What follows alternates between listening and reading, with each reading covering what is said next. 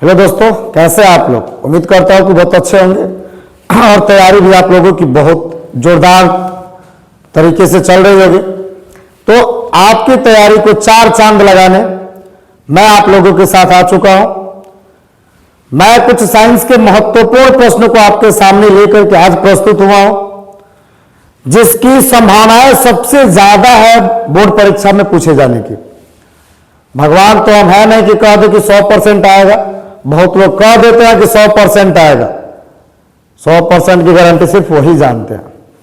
हम सिर्फ संभावनाएं व्यक्त कर सकते हैं और मुझे पूरा विश्वास है कि आज के क्लास से आप लोगों को बहुत प्रश्न देखने के लिए मिलेगा।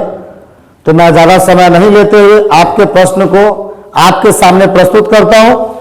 और पहला प्रश्न आपके सामने है, मानव नेत्र के किस भाग पर किसी वस्तु का प्रतिबिंब बनता है? देखिएगा, अगर हम किसी वस्तु को देखते हैं ना, तो देखने का सबसे बड़ा जो कारण है यह है कि उस वस्तु का प्रतिबिंब हमारे नेत्र के रेटिना पर बनता है। कहां बनता है जी? रेटिना पर। तब जाकर के हम उस वस्तु को क्या करते हैं? देख पाते हैं। ठीक है, तो मानव नेत्र की किस भाग पर वस्तु का प्रतिबिंब बनता है जी? तो रेटिना या दृष्टिपटल। क्या होगा? रेटिना या दृष्टिपटल होगा। ठीक है, चलिए अगला क्वेश्चन की तरफ बढ़ते हैं। कह रहा है कि तारों के टिमटिमाने की व्याख्या किस सिद्धांत पर आधारित है? देखिए, एक क्वेश्चन तो यहां से 2 नंबर में बहुत इंपॉर्टेंट बनता है। क्या? तारे क्यों टिमटिमाते हैं?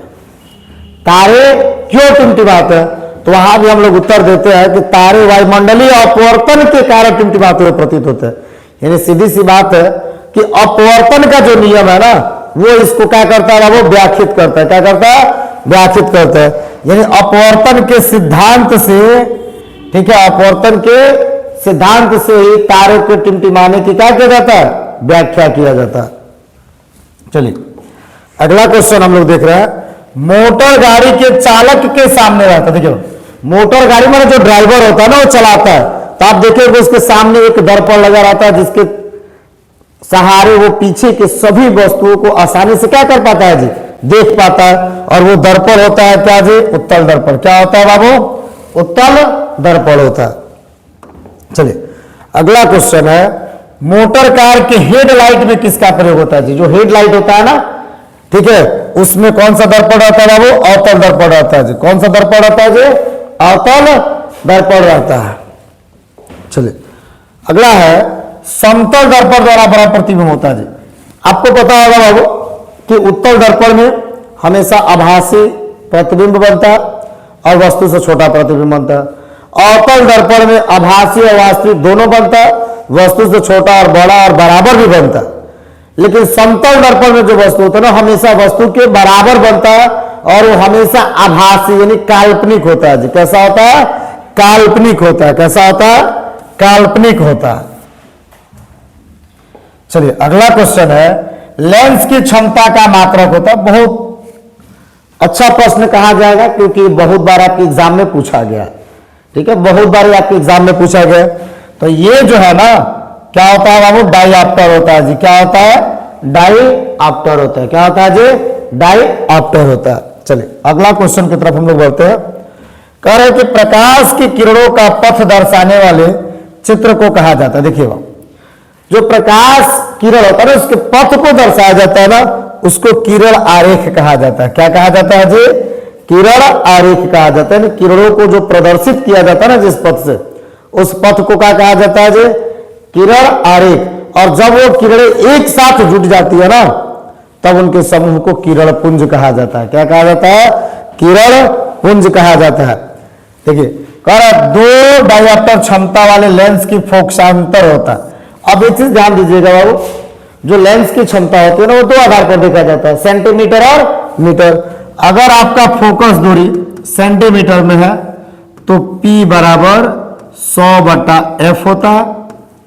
लेकिन अगर फोकस दूरी मीटर में होता है जी, तब आपका जो P होता है ना 1/f होता है। तो हम लोग का जो आंसर दिया गया ना, वो सेंटीमीटर में दिया गया। मतलब हम ये वाला फॉर्मूला इस्तेमाल करेंगे। तो P बराबर 100/f होता है।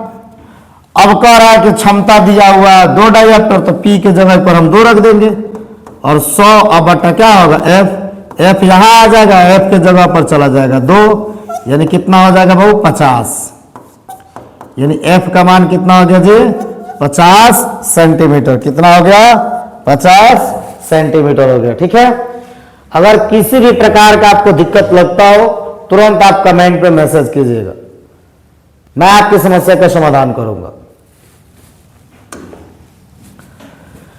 किसी उत्तल लेंस का फोकसांतर 50 सेंटीमीटर है तो उसकी क्षमता होगी। अब देखिए बाप, सेम उसी क्वेश्चन का अपोजिट कर दिया गया यहाँ पे। 50 सेंटीमीटर आपका फोकस दूरी है, यानी एफ का मान 50 सेंटीमीटर है, तो आपसे क्षमता पूछा गया तो सेंटीमीटर में है तो 100/f होगा, यानी 100 और f का मान 50, 50 दूना 100, 2 डाईऑप्टर होगा। लेकिन देखिए मेन यहां देने का रीजन क्या था बाबू, दो आपका दो जगह है, माइनस में भी है प्लस में भी है।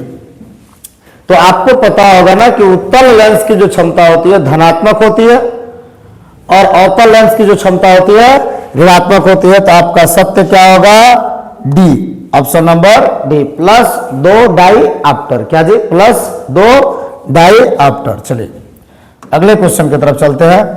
कह रहा है कि प्रकाश की किरणों के समूह को कहते हैं, और मैंने आपको पहले ही बताया था किरणों के समूह को क्या कहते हैं जी किरण पुंज कहते हैं। क्या कहते हैं जी किरण पुंज कहते हैं। ठीक है, चलिए उत्तल लेंस की क्षमता होती है जी, अभी बताया मैंने उत्तल लेंस की क्षमता क्या होती है बाबू धनात्मक होती है। उत्तल लेंस की क्षमता क्या होती है धनात्मक होती है। अवतल लेंस की क्षमता होती है, तो जब उत्तल लेंस की धनात्मक तो अवतल लेंस की क्षमता क्या हो जाएगी ऋणात्मक हो जाएगी। अच्छा, बहुत ही महत्वपूर्ण प्रश्न मैंने आप को लेकर आया है जो कि आप लोगों के एग्जाम के लिए बेहतर है। उत्तल लेंस को कहता है, देखिए बाबू उत्तल लेंस को अभिसारी लेंस कहता है और अवतल लेंस को अपसारी लेंस कहता है। आ भी गया, अवतल लेंस को कहते हैं क्या कहते हैं बाबू अपसारी लेंस कहते हैं। क्या कहते हैं जी अपसारी लेंस। निम्न में से कौन सा पदार्थ लेंस बनाने के लिए प्रयुक्त नहीं होता? जल, कांच, प्लास्टिक, मिट्टी। क्या नहीं होता है वो मिट्टी। मिट्टी का इस्तेमाल लेंस बनाने के लिए नहीं किया जाता है। किस दर्पण से हमेशा वस्तु से छोटा प्रतिबिंब प्राप्त होता है? देखिए बाबू, जो उत्तल दर्पण होता है ना हमेशा वस्तु से छोटा प्राप्त होता है, समतल दर्पण से बराबर प्राप्त होता है, और अवतल दर्पण से छोटा भी मिलता है, बड़ा भी मिलता है और बराबर भी मिलता है। किस दर्पण से वस्तु का बड़ा प्रतिबिंब बनता है? देखिए बाबू, तो अवतल दर्पण से वस्तु का क्या बनता है जी बड़ा प्रतिबिंब बनता है। अवतल दर्पण से वस्तु का बड़ा प्रतिबिंब बनता है। प्रकाश के परावर्तन के कितने नियम है? देखिए प्रकाश के परावर्तन का अगर बात किया जाए तो कितने नियम है? 2। ठीक है, अपवर्तन का भी 2 नियम होता है और परावर्तन का भी 2 नियम होता है। ठीक है, परावर्तन और अपवर्तन दोनों का नियम कितना होता है? 2 होता है। जब प्रकाश की किरण हवा से कांच में प्रवेश करती है तो मुड़ जाती है। देखिए अब हवा जो है बाबू आपका विरल माध्यम है और कांच क्या है सघन माध्यम है। और मैं आपको थोड़ा सा एक बात बताऊंगा, विरल का मतलब खाली और सघन का मतलब भरा हुआ। जैसे अगर आप मोटरसाइकिल चलाते हैं तो आप देखते हैं खलिया रहता है तो खूब चाप के चलते हैं, उड़ा के चलते हैं, और जैसे ही मान लीजिए जाम मिल जाता है तो आप क्या हो जाता है धीरा जाता है। तो वैसे ही इसमें जब प्रकाश हवा में रहेगा तो बहुत तेजी से आएगा, जैसे ही कांच में जाएगा तो उसकी गति धीरा हो जाएगी। धीरा हो जाएगी मतलब कम हो जाएगा। तो देखिए तो अविलंब के तरफ ये झुक जा रहा है, जाना तो उसको सीधा चाहिए लेकिन ये झुक गया। क्या हो गया? झुक गया। मतलब अविलंब से दूर जाएगा? बिल्कुल नहीं, अविलंब के निकट आएगा जी। क्या होगा? अविलंब के निकट आएगा। ठीक है, चलिए अगला क्वेश्चन हम लोग देखते हैं। फोटोग्राफी कैमरा का अभिदृश्यक होता है बाबू। फोटोग्राफी जो होता है ना कैमरा, उसमें उत्तल लेंस का इस्तेमाल किया जाता है। किसका इस्तेमाल किया जाता है? उत्तल लेंस। साइड मिरर के रूप में प्रयुक्त होता है जी। देखिए साइड मिरर, तो साइड मिरर के रूप में ना उत्तल दर्पण का इस्तेमाल किया जाता है। किसका? उत्तल दर्पण का। चूंकि उत्तल दर्पण में वस्तु का छोटा प्रतिबिंब बनता है जिसके चलते जो वाहन के चालक होते हैं आसानी से पीछे की वस्तुओं को देख पाते हैं जी। चलिए अगला है अवतल दर्पण की फोकस दूरी 10 सेंटीमीटर है, तो उसकी वक्रता त्रिज्या क्या होगी? देखिए बाबू, फोकस दूरी और वक्रता त्रिज्या में जो संबंध होता है वो होता है F बराबर R/2, यानी R बराबर होता है 2F। F बराबर R/2 यानी R बराबर 2F। अब देखिए, तो आपको फोकस दूरी दिया था 10, यानी 2 गुणे 10 कितना हो गया बाबू? 20 सेंटीमीटर। यानी अगर फोकस दूरी 10 सेंटीमीटर है तो त्रिज्या हो जाएगी 20 सेंटीमीटर। कितना हो जाएगा? 20 सेंटीमीटर। चलिए, निर्गत किरण और अभिलंब के बीच के कोण को कहते हैं जी। तो निर्गत किरण और अभिलंब के बीच के कोण को निर्गत कोण कहते हैं। क्या कहते हैं? निर्गत कोण कहते हैं। चलिए, सरल सूक्ष्मदर्शी में किसका उपयोग होता है बाबू? तो सरल सूक्ष्मदर्शी में भी उत्तल लेंस का इस्तेमाल किया जाता है। किस लेंस के द्वारा सिर्फ काल्पनिक प्रतिबिंब बनता है? मैंने आपको बताया था बाबू, यहां लेंस पूछा गया। देखिए, लेंस पूछा है तो अवतल होगा, अगर दर्पण पूछा रहता तो उत्तल होता। ठीक है, दर्पण पूछा रहता तो उत्तल होता और लेंस पूछा है तो अवतल होगा। परावर्तन के नियम से निर्धारित होता है। परावर्तन के नियम कहता है बाबू कि आपतन कोण जो है परावर्तन कोण के बराबर होता है, यानी कोण I बराबर कोण R। क्या जी? कोण I बराबर कोण R। काल्पनिक प्रतिबिंब होता है। देखिए, काल्पनिक प्रतिबिंब सीधा होता है और वास्तविक प्रतिबिंब उल्टा होता है। ठीक है जी, काल्पनिक प्रतिबिंब सीधा होता है और वास्तविक प्रतिबिंब उल्टा होता है। लेंस में मुख्य फोकस की संख्या कितनी होती है बाबू? लेंस में मुख्य फोकस की संख्या कितनी होती है? तो 2 होती है। लेंस में मुख्य फोकस कितने होते हैं बाबू? 2 होते हैं। सर्च लाइट का परावर्तक सतह होता है बाबू। तो सर्च लाइट का जो परावर्तक सतह होता है वह अवतल दर्पण होता है। क्या होता है बाबू? अवतल दर्पण होता है। दाढ़ी बनाने में कौन सा दर्पण प्रयुक्त होता है जी? तो दाढ़ी बनाने में अवतल दर्पण का इस्तेमाल किया जाता है। चूंकि अवतल दर्पण में वस्तु का बड़ा प्रतिबिंब बनता है और दाढ़ी में बाल छोटा छोटा होता है तो इतने में बढ़िया से दिखाई देता है, इसलिए अवतल दर्पण का क्या किया जाता है? इस्तेमाल किया जाता है। चलिए, अगला क्वेश्चन है, एक उत्तल लेंस की क्षमता 1 डायप्टर है, तो उस लेंस की फोकस दूरी क्या होगी? देखिए बाबू, P का मान दिया हुआ है आपको 1 डायप्टर और उत्तल लेंस है तो प्लस होगा, और यहां देखिए सेंटीमीटर में दिया हुआ है, तो F बराबर हो जाएगा 100/P, यानी 100/1 बराबर 100 सेंटीमीटर, और प्लस में होगा 100 सेंटीमीटर क्योंकि उत्तल लेंस की फोकस दूरी यानी क्षमता भी क्या होती है? धनात्मक होती है। क्या होती है जी? धनात्मक होती है।